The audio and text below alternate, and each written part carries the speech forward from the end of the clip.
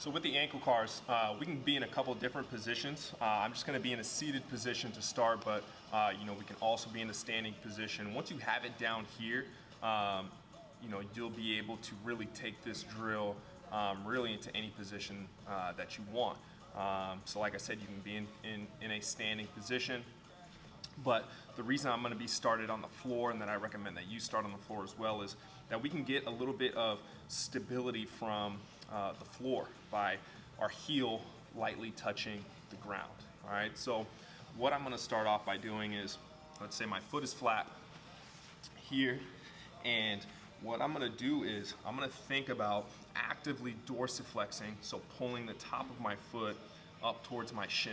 All right, so as I do that, I'm looking for active range of motion, okay? So I'm not gonna guide here. I wanna make sure that I'm not compensating anywhere else, right? At the hip or at the knee joint. And then what I'm going to do is I'm going to rotate in towards my midline. So what I'm actually doing here is supinating at the ankle. I'm thinking about bringing the bottom of my foot, right, towards the inside of the opposite leg. And then once I got as much range of motion as I can there, then I'm gonna gas pedal down, push into the floor, and slide. So I'm plantar flexing here, creating tension into the floor, and now I'm going into pronation of the ankle.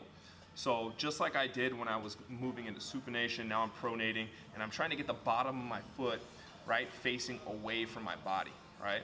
So obviously, right, I'm not there, but right, I am rotating, right, as much as I can, right, until I find that block, and then I'm gonna start to dorsiflex again, back to center, supinate, plantar flex into the floor, creating tension, pronating, and up, okay? So I got some snap, crackle pops there, but essentially what we want to think about doing is not just, right, is not just moving and kind of doing circles with the ankles. We want to create tension. So like I said, right, if I use my finger as a reference point, right, I'm pushing into my finger here. As I supinate, I'm pushing into my finger going in towards my midline.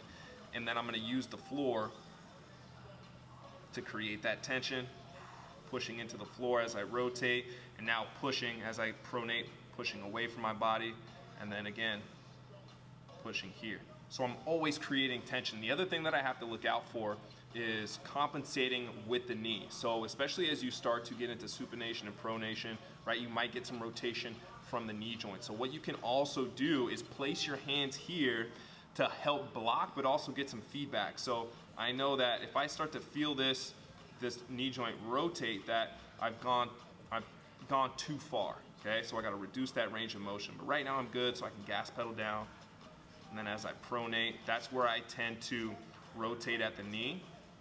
So then I gotta pull up, right? And I can alternate directions.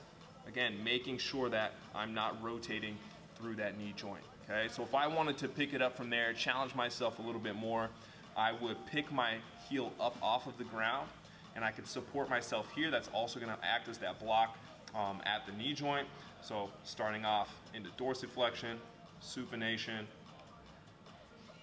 plantar flexion, pronation, and back up into that starting position, okay? So you're gonna find that it's a lot less stable in this position, right, because we're not touching the floor with the heel.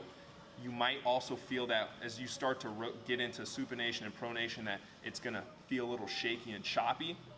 So your goal with your reps is to slow that down and try to smooth out those transitions, as you go through your repetitions, all right? So do all your reps on one side, switch it up, right? Go to the other.